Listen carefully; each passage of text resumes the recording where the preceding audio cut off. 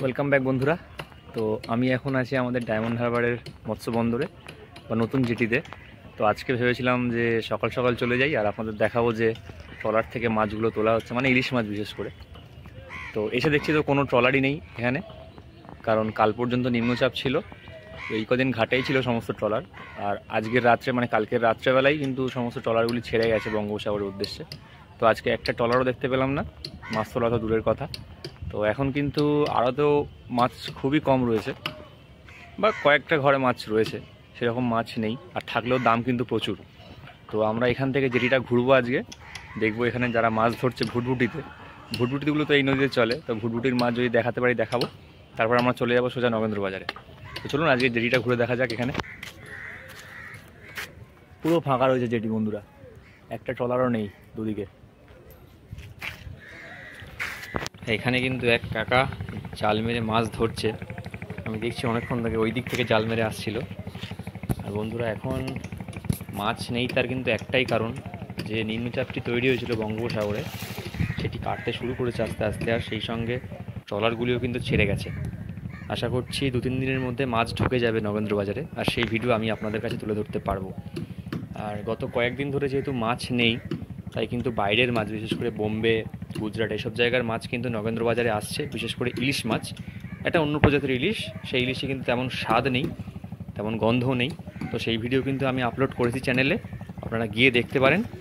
আর কীভাবে চিনবেন এই নকল ইলিশ থেকে বাঁচবেন, তার জন্য একটি সেপারেট ভিডিও আমি বানাবো আপনাদের জন্য। এনারাও কিন্তু এখানে মাছ ধরছেন কয়েকজন, আর মাছ কিন্তু পাচ্ছেন না। আমি দেখছি অনেকক্ষণ ধরে মাছ ধরছে এরা। আর এখানে বন্ধুরা আমাদের জেটিতে ঢোকার মুখেই একটি বিধিবদ্ধ সতর্কীকরণ রয়েছে যে এই মাছগুলো ধরা যাবে না। এই সমস্ত মাছ ধরা কিন্তু আইনত দণ্ডনীয়। শুশুক মাছ, এই কচ্ছপ, হাঙর, এই সমস্ত। আর বন্ধুরা এই যে শেডটি দেখছেন, এই শেডের নিচে যে জালগুলি তৈরি হচ্ছে, এগুলি কিন্তু ইলিশ ধরার জাল। ইলিশ কেন, সমস্ত মাছ ধরার জালই এখানে তৈরি হয়, কিন্তু এই যে স্পেসিফিক জালটি গ্রিন কালারের, এটি কিন্তু ইলিশ ধরার জাল। আর এটি কিন্তু বন্ধুরা আমাদের জেটির ভিতরের বরফ ফল, একদম ভগ্নপ্রায় অবস্থা দেখুন। আর এই যে সামনে ফ্রেমগুলি দেখছেন, এর মধ্যেই কিন্তু জল জমিয়ে বরফ তৈরি করা হয়, এগুলি বাইরে জমিয়ে রাখা হয়েছে। এবার একটি অন্য সাইডে দেখব যেখানে আমাদের নৌকা বা ট্রলারগুলি তৈরি হয়, এই যে এদিকটাতে, এখানে কিন্তু সমস্ত মাছ ধরার ট্রলার, সমস্ত ভুটভুটি নৌকা বা যে সমস্ত লঞ্চগুলো এখানে চলে, সেগুলো এখানে তৈরি হয়। আমি লাস্টবার যখন এসেছিলাম তখন কিন্তু এই লঞ্চটি তৈরি হচ্ছিল, আর এই পাটাতনগুলো কিন্তু সব খোলা ছিল। এখন দেখছি প্রায় তৈরি হয়ে গিয়েছে, লঞ্চটি পুরোটাই তৈরি হয়ে গিয়েছে, এবার শুধু রং করা ফিনিশিং টাচ বাকি। এই যে দেখুন সামনে থেকেই পুরোটা তৈরি হয়ে গিয়েছে। লাস্টবার যখন এসেছিলাম তখন কিন্তু এটি তৈরি হচ্ছিল, সেই ভিডিওর লিঙ্ক আমি ডেসক্রিপশনে দিয়ে দেবো, আপনারা চাইলে দেখতে পারেন সেখান থেকে।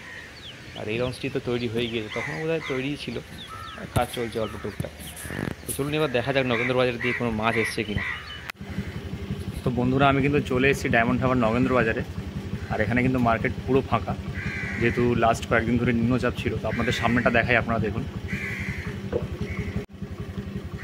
দেখতে পাচ্ছেন বন্ধুরা এখন বাজে কিন্তু প্রায় 12:30, আর এখনও পর্যন্ত একটিও মাছের গাড়ি ঢোকেনি, মানে মাছ কিন্তু একদমই নেই।